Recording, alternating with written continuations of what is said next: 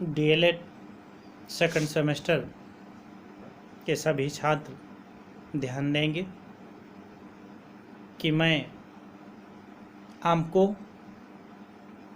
प्रथम प्रश्न पत्र वर्तमान भारतीय समाज और प्रारंभिक शिक्षा की यूनिट फर्स्ट में शिक्षा के अर्थ, शिक्षा की परिभाषाएं, शिक्षा के उद्देश्य, शिक्षा के महत्व और शिक्षा के प्रकार मैंने आपको पढ़ाया। आज हम आपको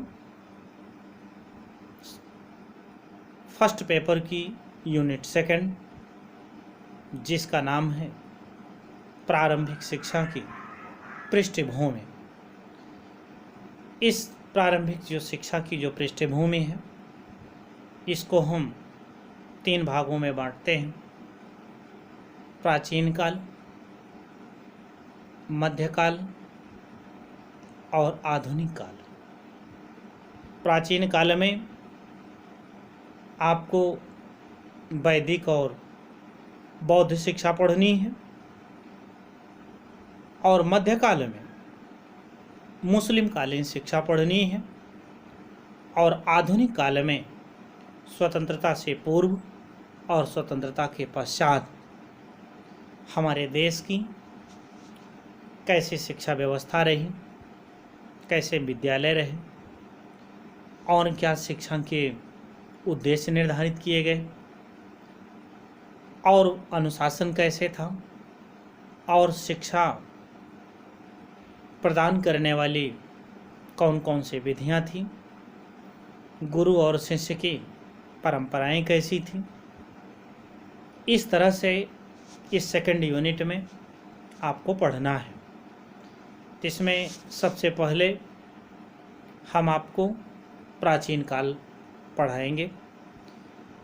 इस प्राचीन काल को हम वैदिक काल या गुरुकुल शिक्षा के भी नाम से जानते हैं, क्योंकि हमारी जो भारतीय सभ्यता और जो शिक्षा की पृष्ठभूमि रही है वो हमारा वेद है। इसी वेदों के द्वारा, क्योंकि वेद 4 हैं: ऋग्वेद, सामवेद, यजुर्वेद और अथर्ववेद। इन्हीं वेदों के द्वारा हमारे देश की यानी भारतीय संस्कृति, सभ्यता, जीवन और दर्शन का ज्ञान होता है। वेद हमारा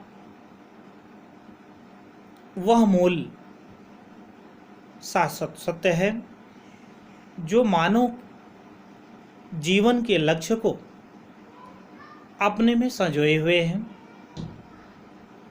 इस वैदिक काल का विस्तार 2500 ईसा पूर्व से लेकर 500 ईसा पूर्व तक माना जाता है।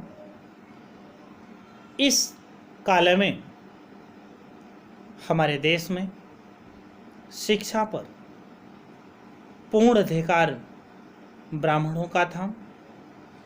इसीलिए इस वैदिक कालीन शिक्षा को ब्राह्मण शिक्षा या हिंदू शिक्षा की भी संज्ञा दी गई है। वैदिक साहित्य में शिक्षा शब्द का प्रयोग अनेक अर्थों में किया गया है, जैसे विद्या, ज्ञान, बोध तथा विनय। आधुनिक जो शिक्षा शास्त्री हैं उसी तरह से हमारे जो प्राचीन काल में जो भारतवासी थे, जो शिक्षा मनीषी थे, उन लोगों ने भी शिक्षा के शब्द का जो प्रयोग है 2 अर्थों में किया है, एक व्यापक अर्थ में और एक संकुचित अर्थ में। इसमें एक है डॉक्टर एस अल्टेकर की परिभाषा है। उन्होंने लिखा शिक्षा के संदर्भ में शिक्षा व्यापक अर्थ में शिक्षा का तात्पर्य है व्यक्ति को सभ्य और उन्नत बनाना। इस दृष्टि से शिक्षा एक आजीवन चलने वाली प्रक्रिया है। संकुचित अर्थ में शिक्षा का अभिप्राय उस औपचारिक शिक्षा से है जो व्यक्ति के गृहस्थ जीवन में प्रवेश करने से पूर्व छात्र के रूप में गुरु से प्राप्त, यानी गुरुकुल में रह करके, गुरु के सानिध्य में रह करके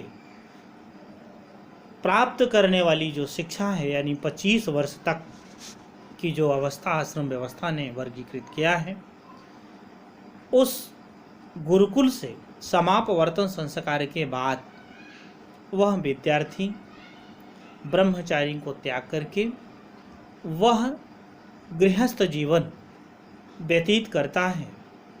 तो इस बीच में, यानी ब्रह्मचर्य जीवन में जो उसने व्यतीत किया वह क्या है, उसकी संकुचित अर्थ है।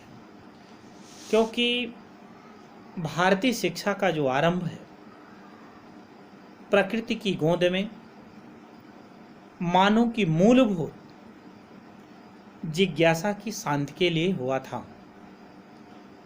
भारत में शिक्षा के तत्व, प्रणाली तथा संगठन का प्रारूप प्रायः वैदिक युग से माना जाता है। डॉक्टर अल्टेकर ने लिखा, वैदिक युग से लेकर आज तक शिक्षा का अभिप्राय प्रकाश के उस स्रोत से माना गया है जो मानव के जीवन के विभिन्न क्षेत्रों में हमारा मार्ग आलोकित एवं प्रकाशित करता रहा है। क्योंकि भारतीय शैक्षणिक एवं सांस्कृतिक परंपरा विश्व के इतिहास में प्राचीनतम रही है। आज का भारत जो भी कुछ है वह अपनी गत 5000 वर्ष की सांस्कृतिक एवं सामाजिक विरासत की देन है।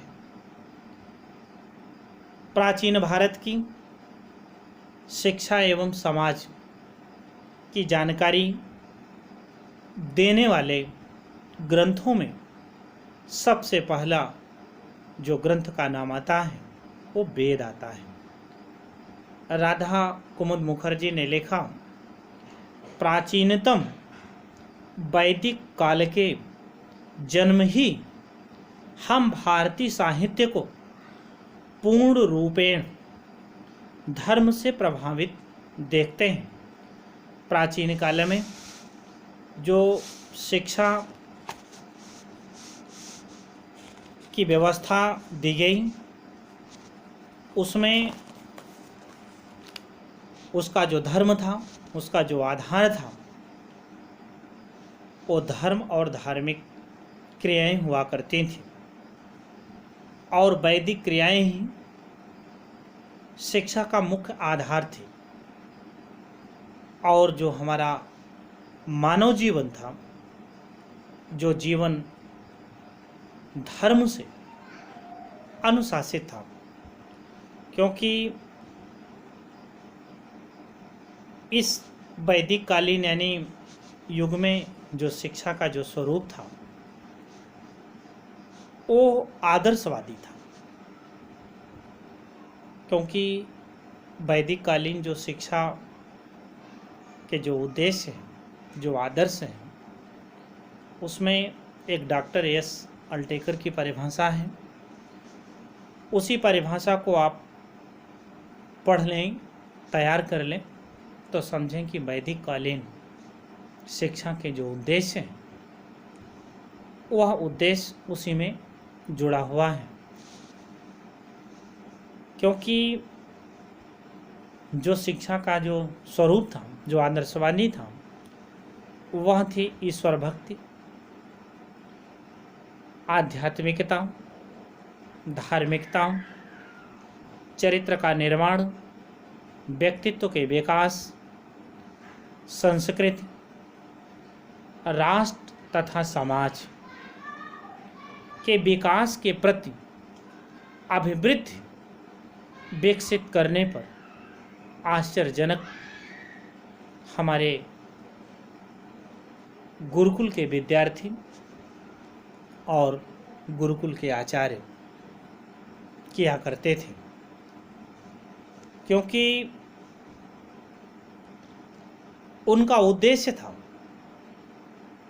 और ये आदर्श भी था कि मानव को उसके आत्मिक विकास की ओर हम ले जाएं, और शिक्षा का जो मुख्य उद्देश्य है वो ऐसी क्षमता और योग्यता का सृजन करता है जिसके माध्यम से वह सत्य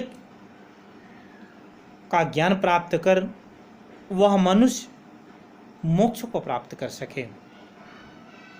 और इस गुरुकुल की जो शिक्षा पद्धति थी वो डॉक्टर A.S. अल्टेकर की परिभाषा को चरितार्थ करते थे। इस संदर्भ में डॉक्टर A.S. अल्टेकर ने लिखा, ईश्वर भक्ति, धार्मिकता की भावना, चरित्र निर्माण, व्यक्तित्व का विकास, नागरिक एवं सामाजिक कर्तव्यों का पालन, सामाजिक कुशलता की अभिवृद्धि, राष्ट्रीय संस्कृति का संरक्षण तथा प्रसार प्राचीन भारत की शिक्षा के मुख्य उद्देश्य निर्धारित किए गए थे, और इन्हीं उद्देश्यों का परिपालन करना गुरुकुल के आचार्य अपने गुरुकुल के ब्रह्मचारी से किया करते थे। और यही उस वैदिककालीन शिक्षा के उद्देश्य भी थे और आदर्श भी बनाए गए थे, जिसका अनुपालन करना प्रत्येक ब्रह्मचारी के लिए अनिवार्य कर्तव्य था।